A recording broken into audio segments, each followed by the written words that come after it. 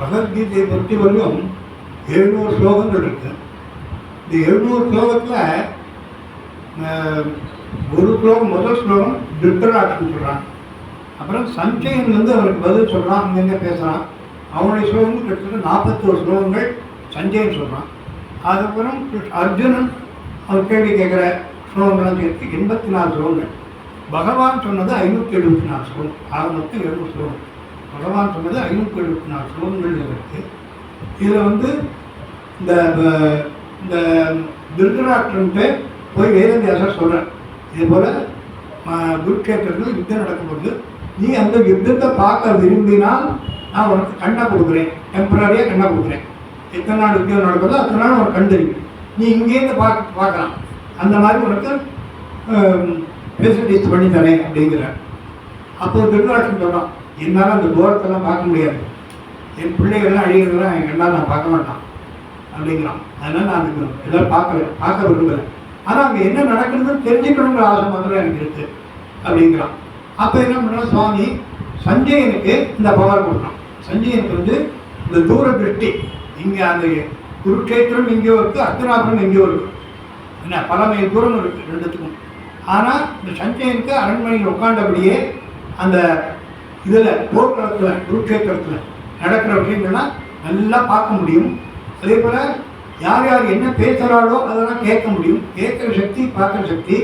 அது இல்லாமல் அவள் மனசில் என்ன நினச்சிட்டு யுத்தம் பண்ணா அப்படிங்கிறது கூட அவனுக்கு தெளிவாக தெரியும். அப்படிங்கிற அளவுக்கு அவனுக்கு பவர் கொடுக்குறாரு வேதவியாசர். அதனால் இப்போ இந்த திருதராஷ்டிரன் உட்காந்துருக்கான், சஞ்சயன் அவனுக்கு சொல்லப்படுறான். நம்ம இதில் கமெண்ட்ரி சொல்லுவோம் அந்த மாதிரி. ஃபஸ்ட்டு கமெண்டேட்டர்னா இவன் சஞ்சயன் தான். இதில் ஃபஸ்ட்டு செனோகிராஃபர் பிள்ளையார் தான் பாரத சொல்லி எழுதினார். ஃபஸ்ட்டு செனோகிராஃபர் அவர் தான். அதனால் ஃபஸ்ட்டு கமெண்டேட்டர் இங்கே சஞ்சயன். அதனால் அப்போது திருதராஷ்டிரன் அவரை பார்த்து கேட்குறான், சஞ்சயன் பார்த்து கேட்குறான், தர்மக்ஷேத்ரே குருக்ஷேத்ரே சமவேதாக யுயுத்சவக மாமகாக பாண்டவஸ்சைவ இம குர்வத சஞ்சயம். என்ன கேட்குறான், தர்மசாகரமான பூமி இந்த குருக்ஷேத்திரம். அந்த குருக்ஷேத்திரத்தில் யுத்தம் பண்ணுறதுக்காக நின்றுக்காலே என்னோட புத்திராலும் பாண்டு புத்திராலும் என்ன பண்ணினா அப்படின்னு கேட்குறான். என்ன பண்ணினா அவர் 2 பேரும் யுத்த பூமியில் போய் நின்னாலே என்ன பண்ணினா அப்படின்னு கேட்குறான். இப்போது இவனுடைய கேள்வியிலேயே இவனுடைய சுபாவம் என்னங்கிறது நல்லா தெரியுது. இவன் என்ன கேட்குறான், மாமக்காகா அப்படிங்கிறான். மாமக்காகனா நம்முடையவர்கள், என்னுடைய பிள்ளைகள் அப்படிங்கிறான். துரியோதனாதிகள் அவனுடைய பிள்ளைகள் இல்லையா? அதனால் என்னுடைய பிள்ளைகள் துரியோதனாதிகள் என்னுடைய பிள்ளைகள். ஆண்டவா செய்வ பாண்டவனுடைய புத்திரர்கள் அப்படிங்கிறான். ஆண்டவாளை அந்நியமாக பேசுகிறான். இவனுடைய அண்ணன் தம்பி பசங்க அவன், ஆனால் இவன் ஒரு அந்நியமாக பேசுகிறான். அவா என்ன பண்ணினான், ஆண்டவாள். அதனால் அவளை அவன் எளிமையாகவே நினைக்கிறான். தன்னுடைய தம்பி பசங்களாச்சே அப்படிங்கிற ஒரு இதுவே கிடையாது. அவள் அழியிறதுல இவனுக்கும் அந்த இன்ட்ரெஸ்ட் இருந்துட்டு இருக்கணும். அதனால் என்னுடைய பிள்ளைகளும் அவளும் என்ன பண்ணா அப்படின்னு கேட்குறான். அதனால் ஏன்னா இதுலேருந்து என்ன தெரிகிறது, அவன் கண்டு மாத்திரம் கூடம் இல்லை, அறிவும் குருடன். அதான் வியாக்காரங்கரா அதான் சொல்கிறான்.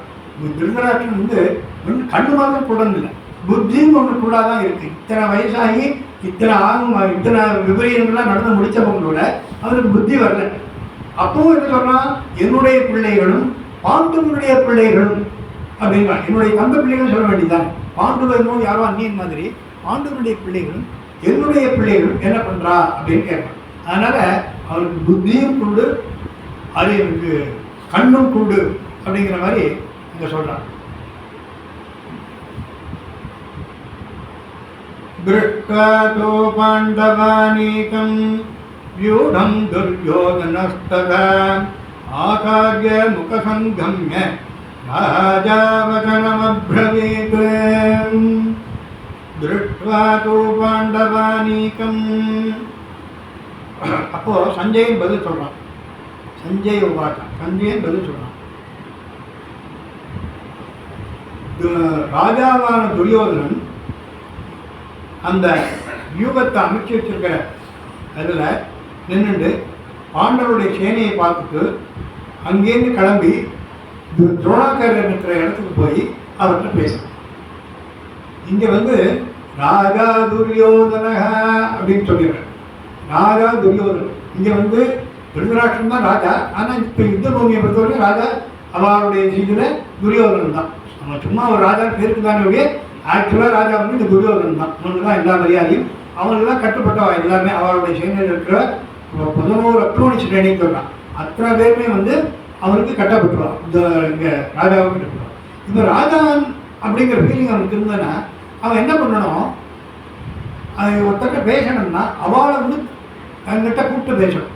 இதுதான் ராஜாவுடைய இது பொசிஷன். அந்த பொசிஷனில் இருக்கிறவன் அடுத்தவட பேசணும்னா அவளை கூப்பிடணும். அவள் தூரத்தோடு இருந்தால் ஒரு ஆளை விட்டு அனுப்பி அவளை ஐக்கியம் மாற்றணும். அவளை ஐக்கியம் வந்து தான் இவன் பேசணுமே ஒழிய இவனா அவன் இடத்துக்கு போகக்கூடாது. என்ன இவன் ராஜா, இவனுடைய பொசிஷன் அது. ஆனால் இங்கே என்ன நடக்கிறது, இந்த ராஜாவான துரியோதனன் தானே வாரின்றா போய் துரியோதனன் என்பவர் துரோணாச்சாரியர் போய் நிற்கிறான்.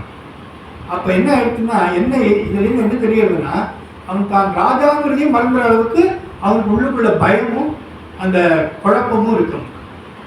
அவனுடைய அந்த அளவுக்கு அந்த ராஜாங்கிறதையே மறந்துட்டான். தான் ராஜா அதிகாரத்தை செலுத்தணும் அப்படிங்கிறதையே மறந்து தானே நேராக போய் நிற்கிறான்னா அந்த அளவுக்கு அவனுக்கு பயம். அதனால அந்த இவற்றை போய் பேசுகிறான், துரோணாச்சாரியர்கிட்ட போய் பேசுகிறான். என்ன பேசுகிறான்னா,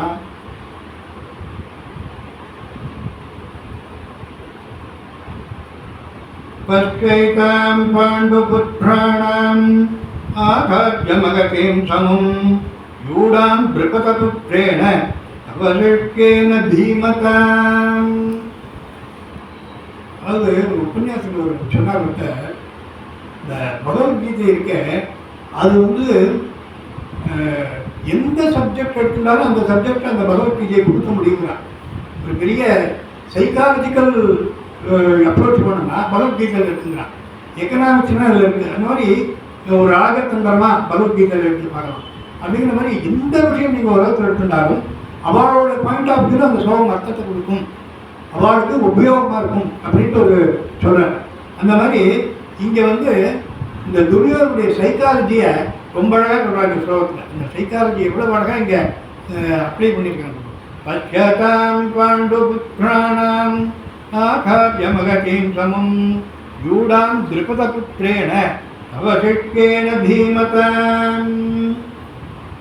என்ன சொல்கிறான், துரியோதனன் ஆச்சாரியத்தை போய், ஆச்சாரியன்னு துரோணத்தை போய் சொல்கிறான், குருவே, உம்முடைய சிஷ்யனும் புத்திசாலியமுமான திருப்பதனுடைய பிள்ளையால் அணிவகுக்கப்பட்ட பாண்டவனுடைய அந்த சேனை எவ்வளவு பெருசாக இருக்கு பாருங்கோ அப்படிங்கிறான். எல்லாமே உளறான். இந்த இந்த வார்த்தைகள் கூடாதே அவன் பயத்தில் உளறான் அப்படிங்கிறது இங்கே வந்து ஸ்பஷ்டமாக சொல்கிறான். ஏன்னா அவன் என்ன சொல்கிறான், பாண்டு புத்திரானாம் ஆச்சாரிய அப்படிங்கிறான். நீங்கள் வந்து பாண்டு புத்திராளுக்கு ஆச்சாரியர் அப்படிங்கிறான். துரோணரை பார்த்து நீங்கள் பாண்டு புத்திராளுடைய ஆச்சாரியர். பாண்டுவனுடைய பிள்ளைகளான பாண்டவர்களும் சரி, துரியோதனாதிகள் எல்லாருமே வந்து துரோணத்தை தான் பாடம் எடுத்துதான். துரோணர் தான் எல்லாருக்குமே குரு. இங்கே அவன் துரியோதனாதிகளுக்கும் அவர் தான் குரு, பாண்டவாருக்கும் அவர் தான் குரு. ஆனால் இவன் என்ன சொல்கிறான், தனக்கு குருங்கிறதே சொல்லலைங்க. பாண்டவானாம் பாண்டு புத்திரானாம் ஆச்சாரிய, பாண்டு புத்திரனுடைய ஆச்சாரியாரான துரோணரே அப்படின்னு கூப்பிடலாம். ஏன் அப்படி சொல்கிறான் அப்படின்னா, இங்கே இந்த படையில் இந்த துரியோதனுடைய படை பக்கம் துரோணரும் இருக்கார், பீஷ்மரும் இருக்கார், கிருப்பர் இருக்கார். ஆனால் இவன் 3 பேருக்குமே மனசு எங்கே இருக்குன்னா பாண்டவார்கள் தான் இருக்கு.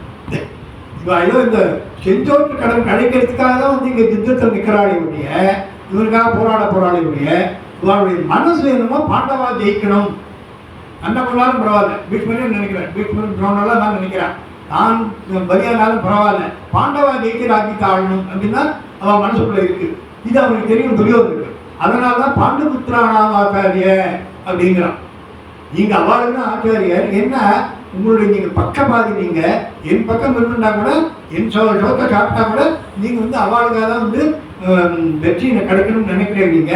அதனால பாண்டுபுத்திரானாம் ஆச்சாரிய அப்படின்னு நீ வந்து பாண்டுபுத்திராடு தான் ஆச்சாரியர் அப்படின்னு அங்கே வந்து சொல்கிறான். அடுத்தது தீமத திருப்பதபுத்திரேன அப்படிங்கிற, அதாவது பாண்டவருடைய சைடில் திருப்பதன் ஒரு ராஜா, அந்த ராஜாவுடைய பிள்ளை திருஷ்டத்யும்னன். இந்த திருஷ்டத்யும்னன் வந்து அந்த பழைய பாண்டவருடைய பெயர் வியூகம் அமைச்சிருக்கான். அதனால் இவன் என்ன சொல்கிறான், அந்த பாண்டவருடைய சேனையை அந்த வியூகம் அமைச்ச அந்த திருஷ்டத்யும்னனை பாருங்க அப்படிங்கிறான். அவருடைய பேர் திருஷ்டத்யும்னன். ஆனால் இந்த ஸ்லோகத்தில் திருஷ்டத்யும்னன் குறிப்பிடவே இல்லை, திருப்பத புத்திரேன அப்படின்னு கூப்பிடுறான். ஏன்னா அது என்ன ஒரு கண்ணின் பார்ப்பாங்க, அந்த கண்ணின் போல அது தெரியுது. அவன் திருப்பத புத்திரேன அப்படிங்கிறான், திருப்பத புத்திரன் அப்படிங்கிறான் திருஷ்டத்யும்னன். ஏன்னா சின்ன மகாபாரத சின்ன ஃப்ளாஷ்பேக் பார்த்துட்டு வருவோம். அதாவது துரோணர் வந்து சாதாரண ஒரு ஏழை பிராமணர், அவரும் பெரிய மகாராஜாவுடைய பிள்ளை திருப்பதன். அவன் 2 பேருமே ஒரே குருகிட்ட பாடம் படிக்கிறான். நம்ம பாடம் படிக்கும்போது 2 பேரும் ரொம்ப சிநேகிதமாக இருக்கான். அப்போ அந்த ராஜாவுடைய பிள்ளையான திருப்பதன் துரோணரான பிராமணன் பையன்கிட்ட சொல்கிறான், இதை போல நம்ம 2 பேர் நம்மளுடைய ஸ்நேகிதம் என்றைக்குமே பிரியக்கூடாது, நாளைக்கு படிப்பு முடிஞ்சால் கூட நம்ம வந்து 2 பேரும் ரொம்ப ஃப்ரெண்ட்ஸாக இருக்கணும், என்ன அன்பாக இருக்கணும் அப்படி இப்படின்னா பேசிட்டு, எனக்கு வந்து நான் எங்கள் அப்பாவுக்கு அப்புறம் எனக்கு ராஜ்யம் வரும், அந்த ராஜ்யத்தில் பாதி ராஜ்யத்தை நான் கொடுத்துட்றேன் அப்படிங்கிறான். இது ஸ்கூல் பையனாக இருக்கும்போது பேசுகிற பேச்சு, இது ஒன்றும் பெரிய இம்பார்ட்டன்ஸ் கிடையாது. ஆனால் இது என்னாச்சு, படிப்பெல்லாம் முடிஞ்சது, திருப்பதன் ஒரு பக்கம் போயிட்டான், துரோணர் ஒரு பக்கம் போயிட்டார். அவரோட வாழ்க்கை நடக்கும். இப்போ துரோணர் வந்து ரொம்ப கஷ்டப்படுறார், நல்ல வித்தைகளை தெரிஞ்சவர். ஆனால் என்ன ஆயிடுச்சு, ரொம்ப கஷ்டம், வறுமை. வீட்டில் அவருக்கு குழந்தைக்கு பேர், அவனுடைய பையன் பேர் அஸ்வத்தாமன் பேர். அந்த அஸ்வத்தாமனுக்கு பால் கொடுக்கறதுக்கு கூட அவர்கிட்ட இது கிடையாது, வழி கிடையாது. அதனால் அரிசி மாவை கரைச்சி தான் பால் கொடுப்போம், பால் சொல்லி கொடுப்பான் இந்த பொண்ணு அவங்க ஒய்ஃபு. அதனால் ஒரு நாளைக்கு நிஜமான பால் துரியோதனன் கொடுக்குறான். அப்போ கொடுத்து பால் இப்படியா இருக்கும் அப்படிங்கிறாங்க. அஸ்வத்தாமன் சொல்கிறான், பால் இப்படியா இருக்கும் எனக்கு தெரியவே தெரியாது அப்படிங்கிறான். அந்த அளவுக்கு வறுமையில் வாழ்கிறார் அந்த துரோணன். அதனால் என்ன பண்ண, சரி நம்மளுடைய ஸ்நேகிதன் எப்படியும் மகாராஜாவாக இருக்கான், நம்ம அவன்கிட்ட போய் தான் கொஞ்சம் பணம் காசு வாங்கிட்டு வந்தோம்னா இந்த காலம் ஓட்டலாம் அப்படின்ட்டு அவர் அந்த நினைப்புல தான் வர்றார். அந்த நினைப்பில் வந்து அந்த அரண்மனைக்கு போகிறார், ராஜாவை பார்க்குறார். அப்போது திருப்பதி தூக்கி வாரி போடுறது, எங்கிட்ட வந்துட்டானே, நம்ம அன்னைக்கு சொன்ன மாதிரி பாதி ராஜ்யத்தை கேட்பானோ அப்படின்னு பயந்துட்டான். இவராகவே பயந்துட்டான், இவரை ஒன்றுமே கேட்கல. இவர் வந்து ஏதோ கொடுத்தது பொருள் வாங்கிட்டு வரலாம் தான் போனாருங்க. ஒரு பசுமாடு கேட்டால் கூட பொருள் பற்றி மாறாதாகும் அப்படின்னு தான் போனாருங்க. ஆனால் இவன் உள்ளத்துக்குள்ள கல்வெஷம் இருந்ததுனால இவன் என்ன நினச்சி விட்டான், இவன் வந்து பாதி ராஜ்யம் கேட்கறதுக்கு தான் வந்திருக்கான், அன்னைக்கு நம்ம கொடுத்த வாக்கை காப்பாற்றி சொல்ல போகிறான் அப்படின்னு நினைப்பா இவனாக தீர்மானம் பண்ணிட்டு அவர் பேசவே விடாம துரோணரை அடிச்சு காட்டிட்டு அவமானப்படுத்தி அடிச்சு காட்டு துரோணர். அதுக்கப்புறம் துரோணர் அவன் மனசில் அவர் வெஞ்சன்ஸ் வச்சுட்டே இருக்கார், இந்த விருப்பம் எப்படியாவது நம்ம இது பண்ணி ஆகணும் அப்படின்ட்டு. அதுக்கப்புறம் துரோணர் வந்து அவருடைய வாழ்க்கை போக்கில் இவர் பீஷ்மரை சந்திக்கிறார். பீஷ்மர் வந்து அவர் வந்து இந்த ராஜ பசங்களுக்கெல்லாம் பாண்டவாருக்கும் திருதராஷ்டிர புத்தர்களுக்கும் குருவாக நியமிக்கிறார். அப்புறம் வந்து அவருடைய வாழ்க்கை நல்லபடியாக அமைந்து நல்லா வித்யெல்லாம் கற்றுக் கொடுக்குறார். அவர் வந்து ரொம்ப பிரிய சிஷ்யன் இவன் தான் அர்ஜுனன் தான். புள்ள வந்து அஸ்வத்தாமன் கூட 2ஆம் பட்சம் தான் இருக்கு. அவருடைய அர்ஜுனன் தான் உலகத்திலே பெரிய வீரன்னு காட்டணும் அவருக்கு. ஏன்னா அதுதான் தன்னுடைய பெருமை. அர்ஜுனன் அப்படின்னு சொல்லுவான், என்னுடைய குரு துரோணர் அப்படின்னு சொல்லுவான். ஸோ அப்பேற்பட்ட மகாவீரனாக ஆக்கணும், ஜெகதீக வீரனாக ஆக்கணும் அவனை அப்படின்னு அவர் பாடுபடுறார். அதனால் அர்ஜுனனுக்கு தான் ப்ரெஃபரன்ஸ் கொடுப்பாருங்க. அதுவே வந்து அஸ்வத்தாமனுக்கு பிடிக்காது, அவருடைய பிள்ளைக்கு பிடிக்காது. அதெல்லாம் நிறைய குழப்பங்களாக அவருக்குள்ள. இப்போ என்ன எடுத்து இப்போ அர்ஜுனன் நல்லா அந்த மாதிரி ஒன்று நல்லா தயார் பண்ணிட்டார். தயார் பண்ணிட்டு அப்போ அர்ஜுனன் வந்து அர்ஜுனன்ட்ட இவர் சொல்கிறார், துரோணர் சொல்கிறார், நீ எனக்கு குரு தட்சணை கொடுக்கணும் அப்படிங்கிற. என்ன வேணும் கொடுக்குறேன் அப்படின்னா, எனக்கு ஒன்றும் வேண்டாம், நீ என்ன பண்ணுற, அந்த திருப்பதனுடைய திருப்பத ராஜா இருக்கான், திருப்பதன் பேர், அந்த ராஜா இருக்கான், நீ அவனை போய் ஜெயிச்சு அவனை தோக்கடிச்சு கட்டி இழுத்துன்னு வரணும் அப்படிங்கிறது தான் இவர் அவன் கொடுத்த அசைன்மெண்ட். என்ன பண்ணான், அதே போல் அர்ஜுனன் போனான், படையை கட்டின்னு போனான். இந்த திருப்பரன் ஜெயிச்சான். அவனை தேர்காலில் கட்டி வீட்டுக்கு வந்தான். வீட்டுக்கு வந்து துரோணர் முன்னாடி நிற்க வச்சான். துரோணர் அப்போ பேசுகிறேன், நான் உங்ககிட்ட என்ன ஒரு பசுமாடு கேட்கறதுக்கு தான் வந்து, ஆனால் நீ என்னை வந்து அவமானப்படுத்தி அனுப்பிச்சிட்டேன். இப்போ அதுக்காக தான் நீ இந்த மாதிரி பண்ணினேன் அப்படின்ட்டு அந்த திருப்பதனை அவமானப்படுத்தி பேசி அப்புறம் அனுப்பிச்சுடுறான். அதுக்கப்புறம் அவன் அவமானத்தில் கிளம்பிட்டு ஊருக்கு போகிறான். ஊருக்கு போய் என்ன பண்ணுறான், இந்த துரோணரை எப்படி படிவாங்க. இதே தான் மகாபாரதம் பூரா பார்த்தீங்கன்னா எல்லாம் இதே தான் இருக்குது. திருப்பி இவன் அடிக்கிறது, அவன் அடிக்கிறது, இவன் பழிவாங்க, அவன் பழிவாங்க, இதே தான் இருக்குது. இவன் என்ன பண்ணுறான், இப்போது இந்த திருப்பதன் வந்து இந்த துரோணரை கொள்றதுக்கு நான் ஒரு பிள்ளையை பெற்பேன், அந்த வம்சத்தையே நான் அழிப்பேன் அப்படின்னு சொல்லிட்டு என்ன பண்ணுறான், ஒரு பெரிய யாகம் பண்ணுறான். அந்த யாகத்தினுடைய கீழே திரௌபதி பிறக்கிறார். அதுக்கப்புறம் திருஷ்டத்யும்னன் அவன் பிள்ளை பிறக்கிறான். இந்த திருஷ்டத்யும்னன் துரோணரை கொல்லுவான் அப்படின்ட்டு அந்த யாகம் முடிஞ்சோடனே இந்த தேவதையை வரம் கொடுத்துருக்கு. இந்த யாகத்துக்கு உண்டான தேவதை வந்து வரம் கொடுத்துருக்கு. ஸோ இங்கே எல்லாம் பிரசித்தமாயிடுச்சு. துரோணர் கொள்றதுக்காக திருப்பதன் திருஷ்டத்யும்னனை பெற்று வளர்த்துருக்கான் அப்படிங்கிறது எல்லாருமே தெரிஞ்சுக்கணும். எல்லா உலகம் பூரா தெரிஞ்சுக்கணும், துரோணருக்கும் தெரியும். இப்போ இதெல்லாம் பெரிய விஷயம் இல்லை.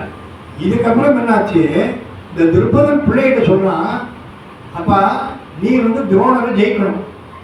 நீ துரோணரை ஜெயிக்கணும்னா உனக்கு நல்ல விருப்பத்தை அமையணும்னா இப்போ இருக்கிற இந்த பீரியட்ல துரோணரை விட்டா வேற பீரியட் கிடையாது. ஆனால் நீ துரோணத்தையே போய் சிக்ஷன் ஆசிரியர் அப்படிங்கிறாங்க. துரோணத்தையே போய் சிக்ஷன் ஆசிரியர் இருக்கிறான். அப்புறம் திருஷ்டத்யும்னனை துரோணர் வந்து சிக்ஷனாக ஏற்றுக்கிறார். ஏன்னா அந்த காலத்தில் அதெல்லாம் ஒரு தர்மம். ஒருத்தர் வந்து தன்னை நாடி வந்துட்டான்னா அவரை கைவிடக்கூடாது, அவனை மறுக்கக்கூடாது அப்படிங்கிற மாதிரிலாம் தர்மங்கள்லாம் இருந்தது. இதெல்லாம் நமக்கு புதுசாக கேட்குறதுக்கே. அந்த நாள் அப்படியெல்லாம் ஒரு தர்மம் இருந்தது. நான் எதிரியாக இருந்தாலும் சரி, தன்னிட்ட வந்துட்டான்னா ஆசிரியன்னு வந்துட்டான்னா அவனை இது பண்ணி தான், அவனை காப்பாற்றி தான், அவனை வேண்டியதை பண்ணி தான் அவன் அப்படிங்கிற மாதிரிலாம் தர்மம் இருந்தது. அதனால் அவர் என்ன பண்ணார், என்ன நடக்கிறதோ நடக்கும், விதி என்ன இருக்கோ அதான் நடக்கும். நீ தான் நடக்கிறவங்க கொண்டு போ, என்ன அதுதான் விதி என்ன தான் நடக்க போகுது. அதுக்கு அதனால் இப்போ ஒரு வித்தியை சொல்லிக் கொடுக்காருனாலும் நடக்காமல் எப்படி இருந்தாலும் நடக்கும். அதனால் வந்து நடக்கிறது நடக்க தான் செய்யப்படும். அதனால் வந்து நான் வந்து ஒரு விதி சொல்லித்தரேன் அப்படின்னு சொல்லிட்டு அவனுக்கு பூர்ணமாகவே வித்தியை சொல்லிக் கொடுத்தார். எந்த விதமான ஒழுங்குறதுலாம் கிடையாது. அவனுக்கு திருஷ்டத்யும்னனுக்கு அதனால தான் அதை தான் இங்கே குறிப்பிடுறான். துரியோதனன் சொல்கிறான் தீமதா அப்படின்றான். தீமதான்னு யார் சொல்கிறான்னா திருஷ்டத்யும்னன் சொல்கிறான். திருஷ்டத்யும்னன் புத்திசாலி, திருப்பதன் புத்திசாலி, திருஷ்டத்யும்னன் புத்திசாலி. ஆனால் உண்மையே அவன் கொல்ல போறான் தெரிஞ்சும் நீர் அவனுக்கு போய் அந்த விருப்பத்தையெல்லாம் சொல்லி கொடுத்தல, நீர் எப்பேற்பட்ட முட்டாள் அப்படிங்கிறத மறைவா சொல்றாங்க. அவனை தீமதேன்னு சொல்றதுனால இவனை முட்டாள்னு குறிப்பிடலாம். தீமதேன புத்திசாலி, இந்த திருஷ்டத்யும்னன் புத்திசாலி. உண்மையே வந்து புத்தியை கற்றுட்டான். நீர் உண்மையே கொல்ல போறான்னு தெரிஞ்சும் நீ போய் அவனுக்கு போய் புத்தியை சொல்லி கொடுத்துட்டேன். அப்போ நீங்க வந்து எப்பேற்பட்ட முட்டாள். அதனால அப்பேற்பட்ட புத்திசாலியான இவன் அங்கே நிற்கிறான் அப்படின்றான். அது மாத்திரம் சொல்லாம அவனுக்கு திருஷ்டத்யும்னன் இங்க சொல்லவே இல்லை. அந்த பேரை சொல்லாம திருப்பத புத்திரன் அப்படிங்கிறான். ஏன்னா திருப்பதனுக்கும் துரோணருக்கும் ஆகாது, என் வயசுலேயே கிளாஸ் வந்துருக்கு. அதனால அவன் திருப்பதனுடைய புத்திரன் அப்படின்னு சொன்னா இவருக்கு இன்னும் கோபம் ஜாஸ்தி வரும் அப்படிங்கிறது. திருப்பதனுடைய பேரை சொன்னாலே துரோணருக்கு கோபம் வரும் அப்படிங்கிறதுனால அந்த கோபம் வந்து தனக்கு யூஸ் ஆகும், திருப்பத யூஸ் ஆகும் இருக்கு அப்படிங்கிறதுனால இவ்வளவு கண்ணிங்கா பேசுறான். அதனால பஷ்யதாம் பாண்டு புத்திராணாம் ஆச்சாரியன் மகதீம் சமும் யூடாம் திருப்பத புத்திரேன அவசிஷ்யேன பீமகா. அதனால அப்பேற்பட்ட திருப்பத புத்திரன் வந்து எதிர்க்க வியூகங்கள்லாம் வச்சுருக்கான். இன்னும் வந்து அவனுடைய பயம் எப்படியெல்லாம் வெளிப்படுத்த இந்த ஸ்லோகத்தில் எதிர்க்காக இருக்கிறது. அவள் 7 அக்ரோணி சேனைகள், இவா இருக்கிறது 11 அக்ரோணி சேனைகள். இந்த அக்ரோணின்னு சொன்னால் நமக்கு இப்போ கணக்கு தெரியாது.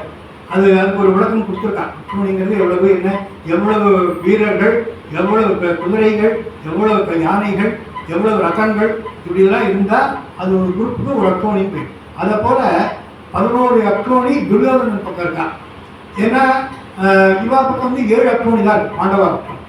அந்த அதாவது ஒரு ஒரு இது சொல்கிறேன் கணக்கு என்ன சொல்கிறா, இப்போ நம்ம வந்து பாப்புலேஷன் வந்து நம்ம 130 கோடி இருக்கோம்.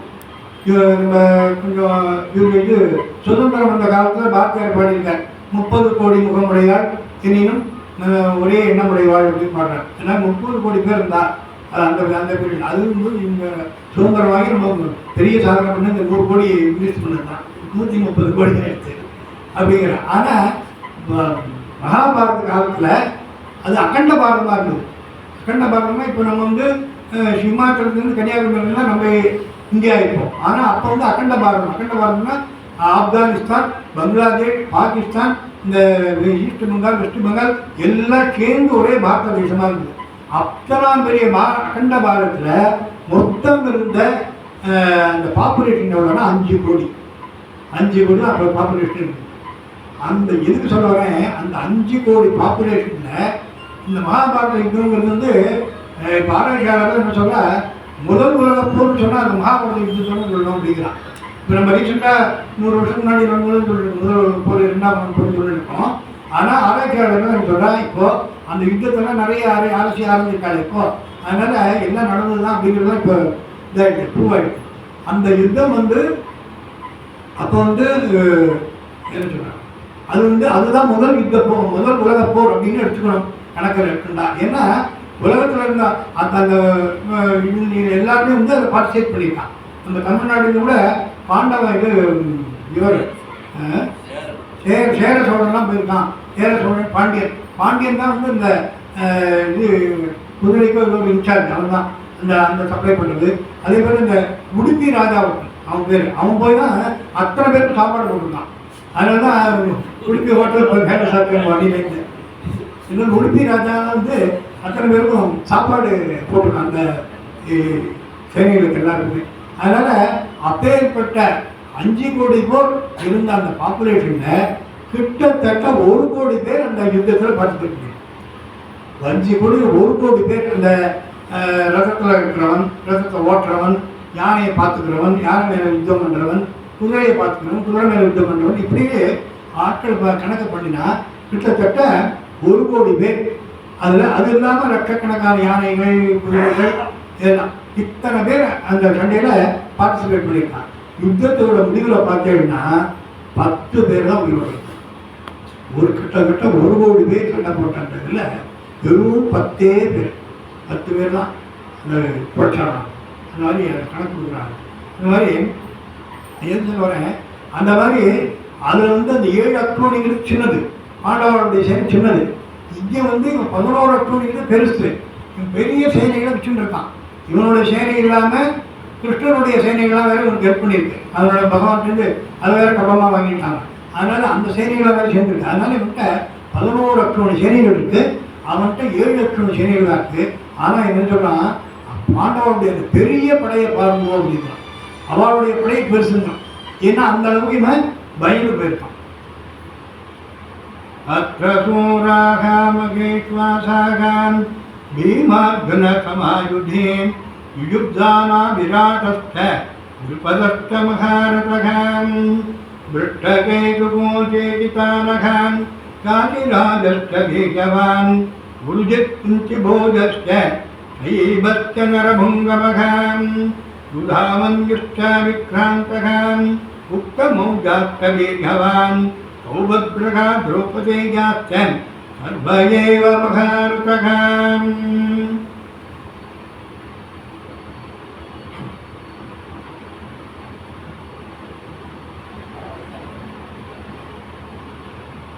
அதாவது இதில் வந்து மகாரதர்கள் அப்படின்ட்டு ஒரு லிஸ்ட் சொல்கிறான். மகாரதர்கள்னா அதாவது சாதாரண வீரர்கள் விட கிட்டத்தட்ட ஒரு 10,000 பேர், 10,000 பேரை ஜெயிக்கக்கூடிய ஒரு வில்லாடி, ஒரே வில்லாடி ஒரு தனியாக இருக்கணும். எதிர்த்தாப்புல 10,000 பேர் இருப்பான். அவள் ஜெயிக்கக்கூடிய சாமர்த்தியம் இருக்கு. அவனுக்கு பேர் மகாரதர்னு பேர். அந்த மாதிரி மகாரதர்கள் ஒரு 17 பேர் பாண்டவ சேனை பெற்றா அப்படின்னு சொல்லி அவளுடைய லிஸ்ட்டு சொல்கிறான். யார் யார் அவளுடைய பேர்லாம் சொல்கிறான். பீமனுக்கும் அர்ஜுனுக்கும் சமானமான இந்த மகாரதர்கள் நிறைய பேர் 17 பேர் இருக்கா. அதாவது நிறைய பேர் இருக்குது. அது சும்மா அந்த பேர் மாதிரி படிச்சு முடியும். யுயுதானகா விராட்டராஜன், அப்புறம் வந்து திருஷ்டகேதுன்னு ஒருத்தன், சேகித்யான், காசிராஜன், குருஜித்து, விக்ராந்தன், குந்திபோஜஸ், உத்தமங்க, சௌபத்ர, திரௌபதேயா, பிரதிவிந்தியன், கிருத்தசோமன், கிருத்தகீர்த்தி, கதானிக்கன், கிருத்தசேனன் அப்படின்ட்டு ஒரு 17 பேர் சொல்கிறான். அவருடைய பேரெல்லாம் சொல்கிறான். இதில் சாத்தியகின்னு ஒருத்தன் சொல்கிறான். இந்த சாத்தியகி பற்றி என்ன சொல்ல விஷயம் தெரிஞ்சுக்கணும்போ, இந்த போரில் 10 பேர் பழக்கம் சொல்லணுன்னா அவளை ஒருத்தன் தெரியும். சாத்தியகி அப்பேற்பட்ட வீரன்கள். இவரை வந்து நம்ம அர்ச்சாவதார மூர்த்தியாக சேர்த்துக்கலாம் ஒரு இடத்துல. யாருக்கா தெரிஞ்ச சந்தோஷம். சாத்தியகி ஒரு கோவிலில் சேர்த்துக்கலாம்.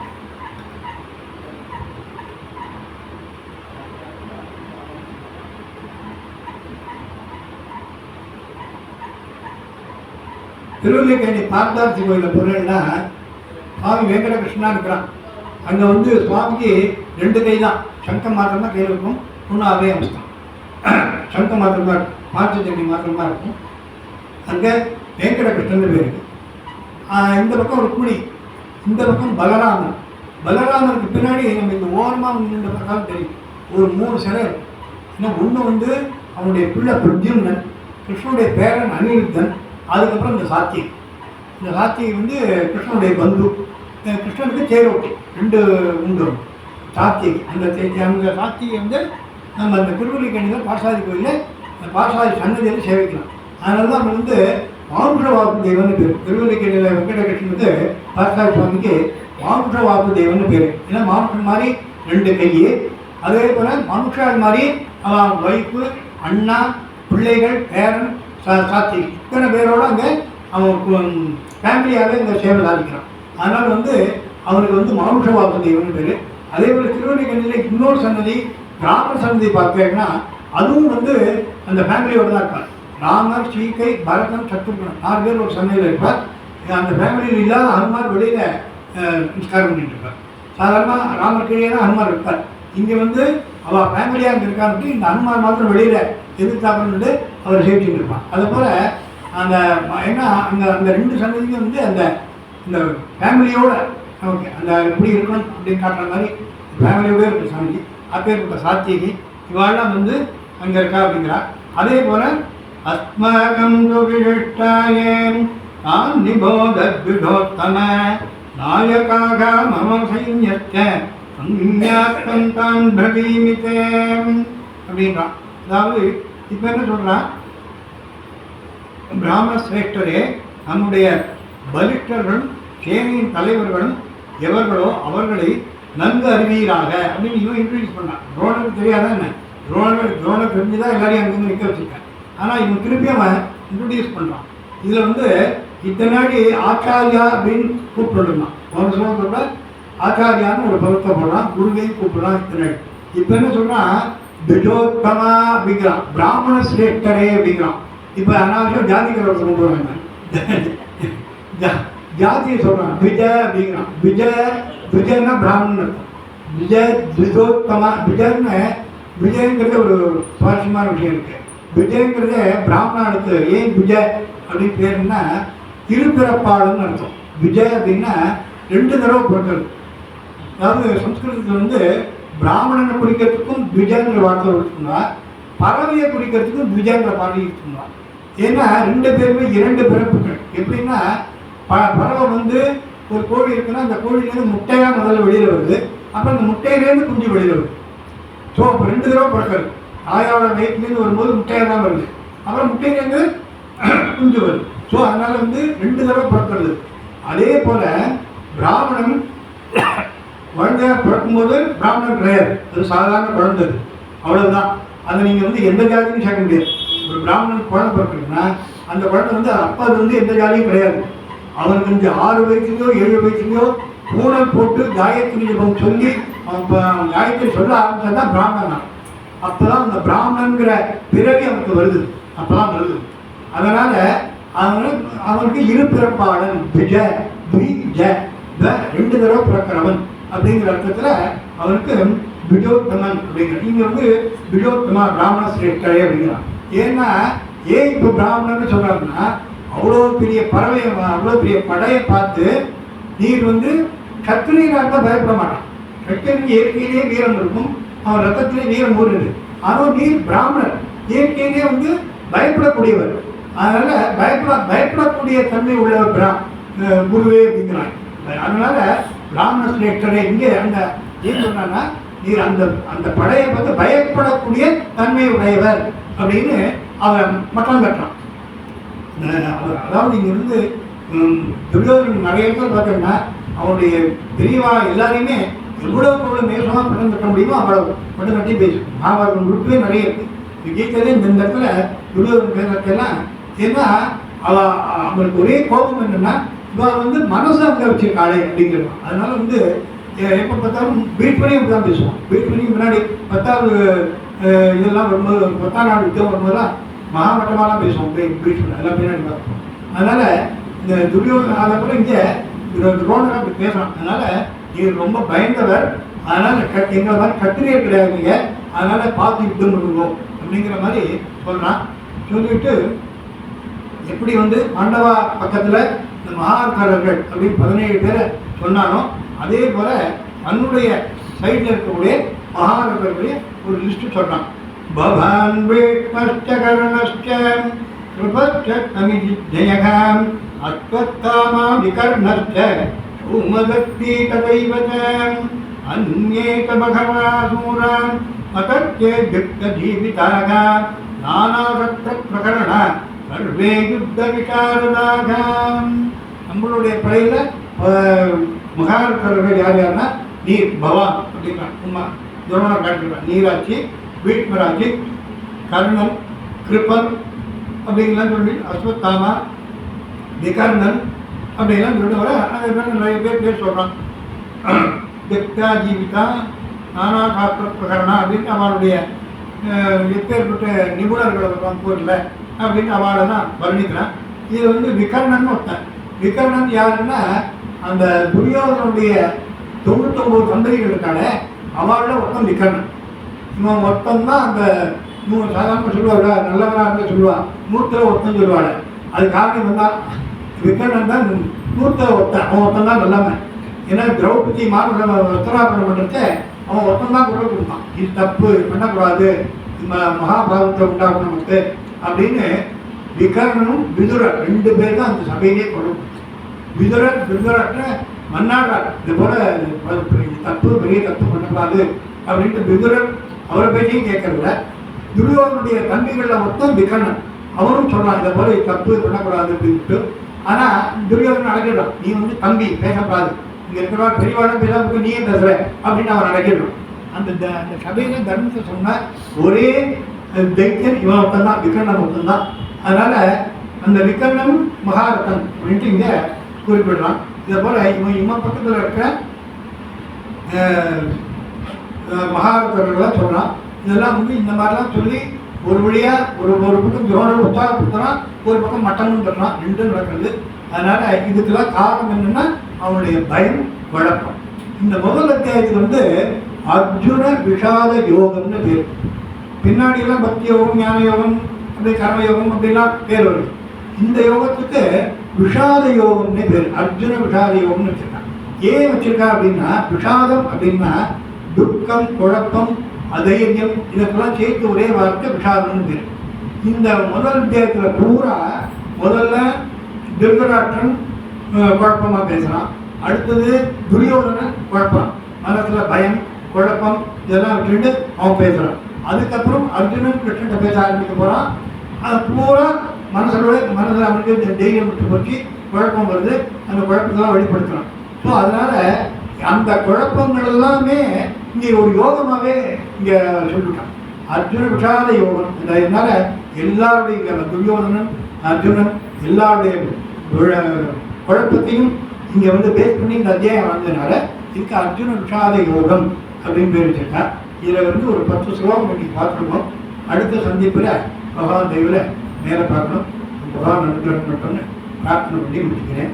சத்ய பிரஜாத்ய பரிபாலயந்தன் ஞாயேன மார்கேன மதிம் ஏஷா கோப்ராஹ்மணேभ्यो சுபவந்து நித்யம் லோகாः சமர்த்தா சுகினோ பவந்தோ ஞாயேன வாசாம் நசேந்திரீவ புத்யாத்மனாவாபுதே சுபாவாத் ரோம் யத்யத் சகலம் பரத்மை நாராயணாயேதி சமர்ப்பயாமி. கோபிகா ஜீவனஸ்மரணம். श्री गुरुभ्यो नमः. हरि ओम.